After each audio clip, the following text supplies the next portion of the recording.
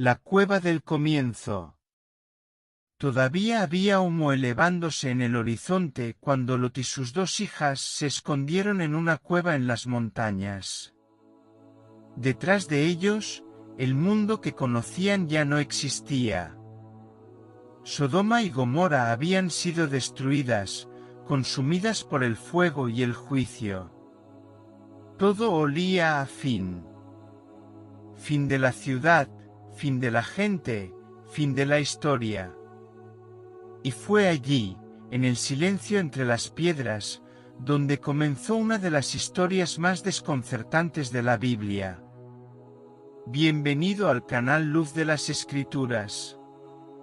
Antes de comenzar, no olvides suscribirte y darle me gusta para ayudar a difundir el mensaje. Ahora comencemos nuestro viaje a través de las historias bíblicas. El legado del silencio. En la cueva donde todo comenzó no había testigos, solo silencio y piedras frías como cómplices de una decisión que nunca sería olvidada. Allí, las hijas de Lot dieron a luz no solo hijos, sino también historias que pasarían a formar parte de la memoria de dos pueblos. La cueva no era un hogar, era un umbral entre el final y el principio, entre el juicio y la supervivencia. Y aunque nadie hablara de ello, el eco de ese silencio atravesaría generaciones. Ben-Ammi y la descendencia de Amón. Como Moab, Ben-Ammi nació, de un segundo encuentro, de la misma oscuridad. Él también creció fuera de la vista, pero cerca del corazón inquieto de la historia. De ellos provino el pueblo de los amonitas, hermanos por sangre y origen con los moabitas, pero no por destino. Ambos nacieron del mismo error, pero tomaron caminos diferentes, enfrentando y provocando a Israel en distintos momentos, repitiendo un ciclo de tensión entre familiares heridos. Entre montañas y recuerdos. El pueblo moabita, que creció entre las montañas áridas, no podía ignorar sus orígenes. Cada generación llevaba consigo fragmentos de una memoria que prefería olvidar, pero que nunca moría del todo. Quizás por eso sus dioses eran tan exigentes y sus rituales tan intensos. Era como si quisieran demostrar algo, a sí mismos, al cielo, quizá incluso a Israel, que podían ser grandes, aunque hubieran nacido del error. Ruth, la redención del linaje. Y, sin embargo, en el inesperado desarrollo de la gracia, una mujer moabita rompería el ciclo. Su nombre era Ruth. Viuda, extranjera, improbable. Pero con ello vendría algo nuevo, fidelidad, amor y redención.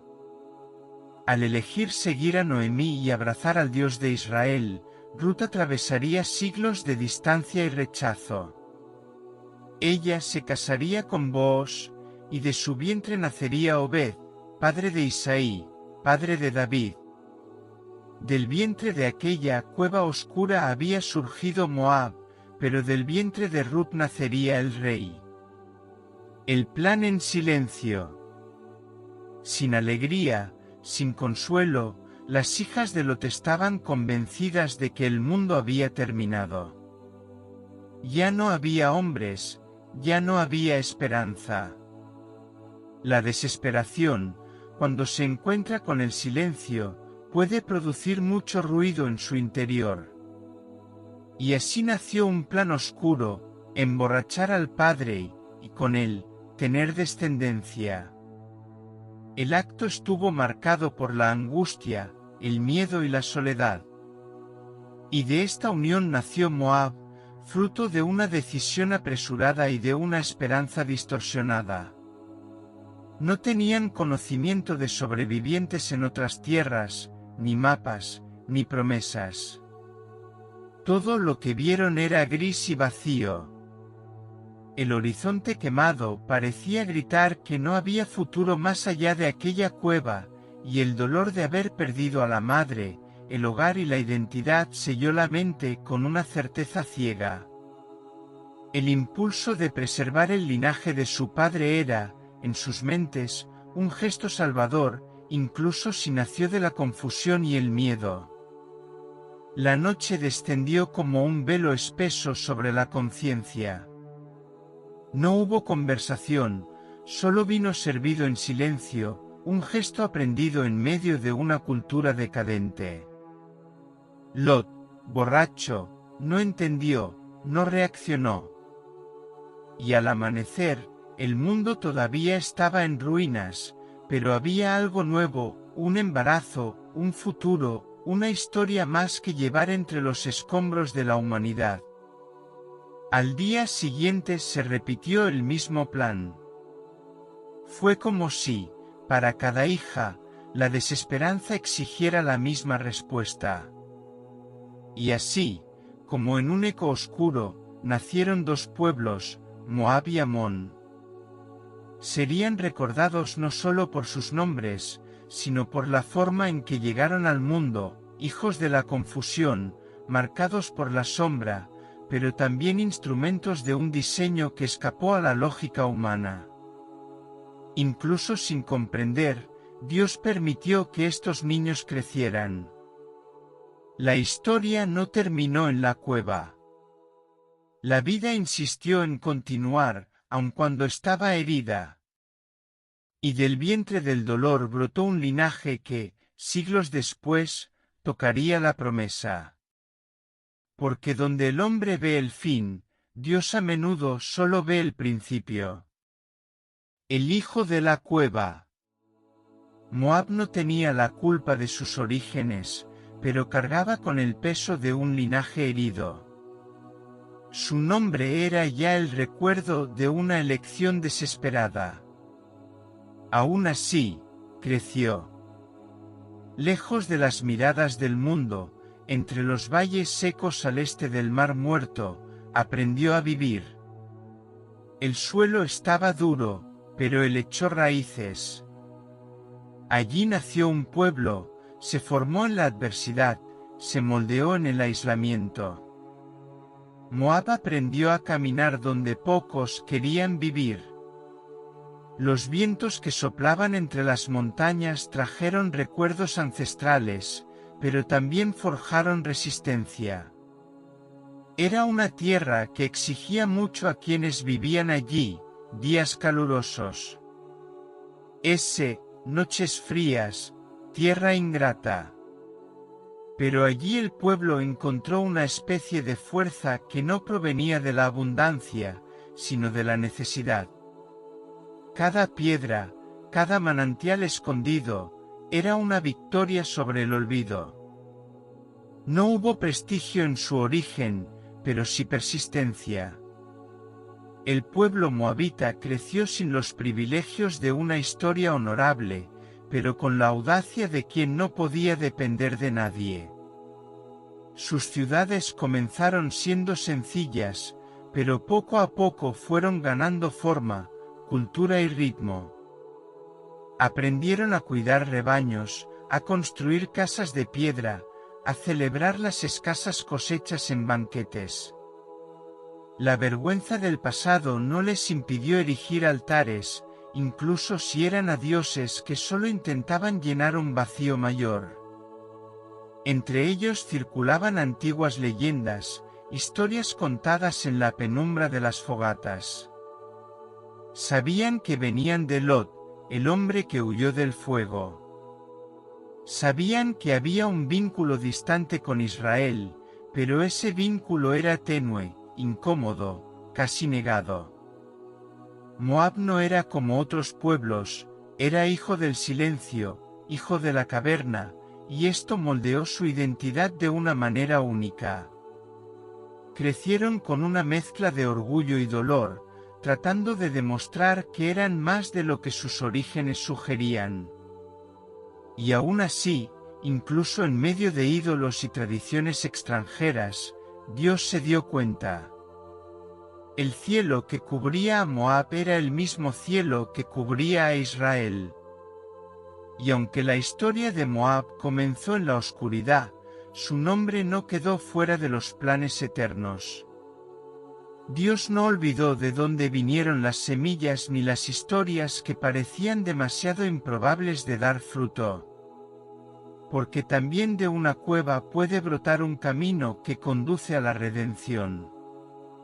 La construcción de un pueblo. Los descendientes de Moab se multiplicaron.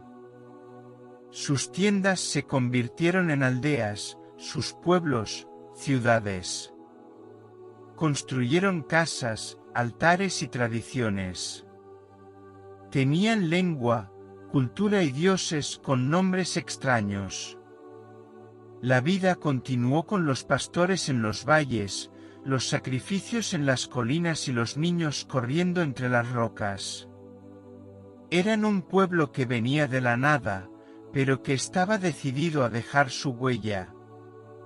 Las colinas de Moab comenzaron a adquirir contornos humanos. Se excavaron terrazas en las laderas de las colinas y se construyeron muros con manos callosas.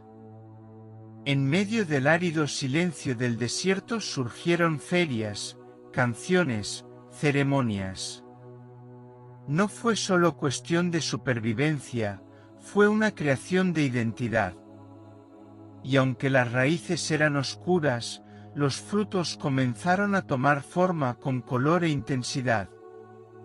Había una belleza tosca en aquella civilización en construcción. Con el tiempo, los moabitas desarrollaron una fuerza propia. Sus líderes crearon leyes, sus ancianos juzgaron disputas. Comenzaron a comerciar con tribus vecinas, a competir por el espacio, a construir alianzas y, a veces, rivalidades. No querían solo ser recordados, querían ser temidos, respetados, reconocidos. Entre las piedras, plantaron sus historias, como estacas en tierra dura, afirmando, estamos aquí y nos quedaremos. Sus dioses recibían ofrendas, sus rituales marcaban estaciones. Había celebraciones de la cosecha y ceremonias de paso. Moab buscó trascender, aun por caminos torcidos. La fe estaba presente, quizá no en la forma adecuada, pero aún así era una sed de eternidad, un deseo de significado. En cada altar, un intento de encontrar el propio lugar en el mundo, de comprender el cielo, incluso a través de nombres que Israel no conocía. Pero detrás del progreso y las construcciones, había un vacío sin llenar. La sombra del origen aún persistía, y el eco de la cueva aún resonaba en las leyendas del pueblo. Eran fuertes, pero no invencibles. Eran muchos, pero aún así estaban solos en espíritu. Y aunque construyeron ciudades, ningún muro pudo ocultar el hecho de que en algún lugar del alma moabita todavía había un clamor de pertenencia.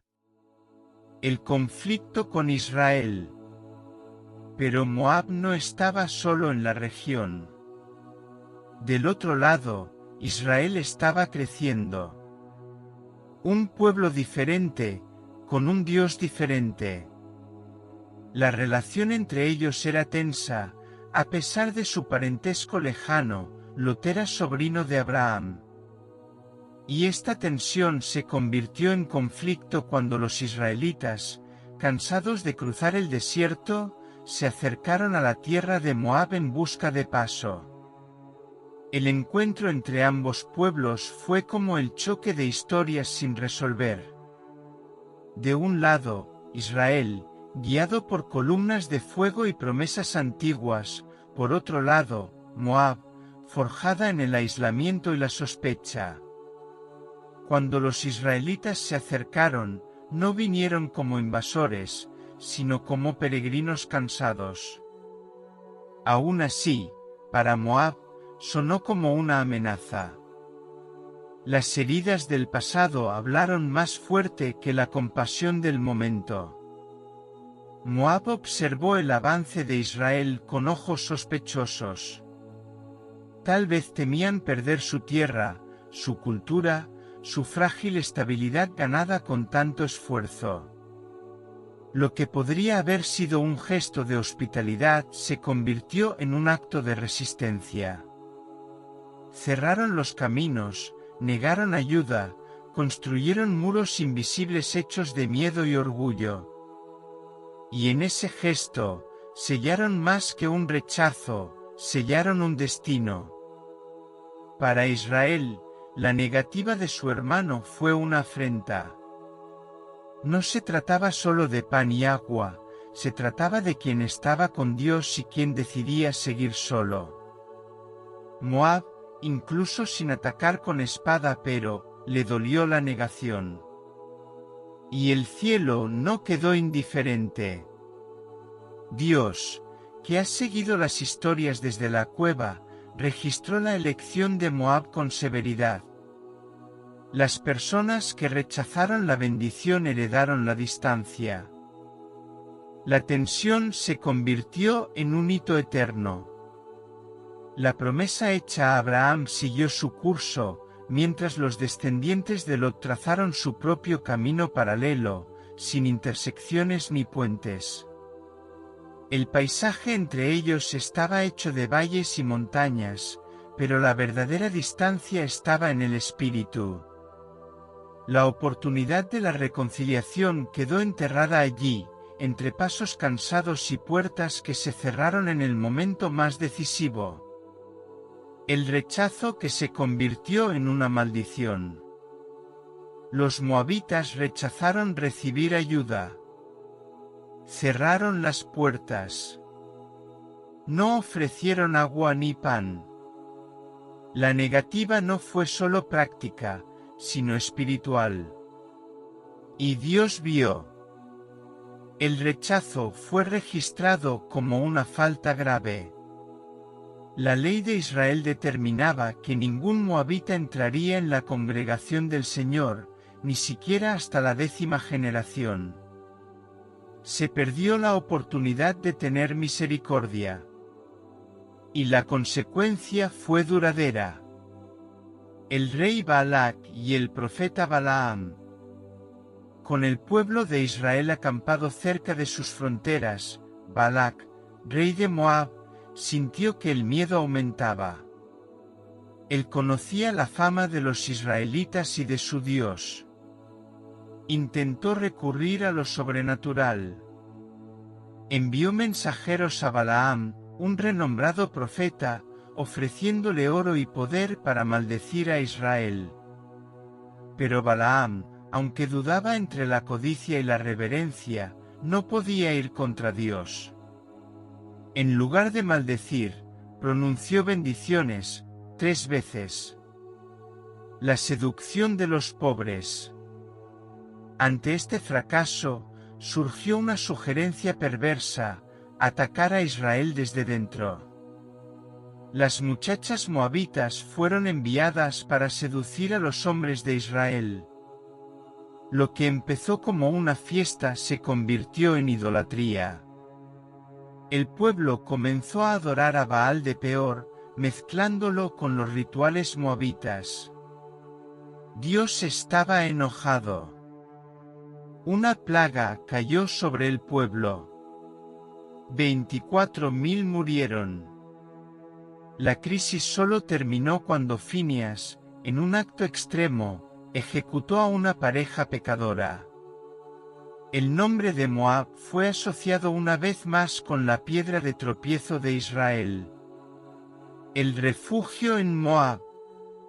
Pasaron los años. La hambruna cayó sobre Belén. Un hombre llamado Elimelec, con su esposa Noemí y sus hijos, fueron a buscar refugio irónicamente en Moab. Allí, los hijos se casaron con mujeres moabitas, Orfa y Ruth. Pero después vino el luto. Murieron Elimelec, luego Malón y Kelión. Solo quedaron 3 viudas, en tierra extranjera, con un pasado doloroso y un futuro incierto. Si esta historia tocó tu corazón y trajo nuevos entendimientos sobre las complejas tramas de la Biblia, no olvides darle me gusta, suscribirte al canal y activar las notificaciones para no perderte ningún contenido. Cada clic nos ayuda a difundir más mensajes de reflexión, fe y conocimiento bíblico. Comparte este vídeo con alguien que necesite conocer esta parte olvidada pero profundamente reveladora de las Escrituras. Señor Dios, Padre de misericordia y de justicia, te damos gracias porque incluso en las historias más difíciles, todavía se puede encontrar tu gracia.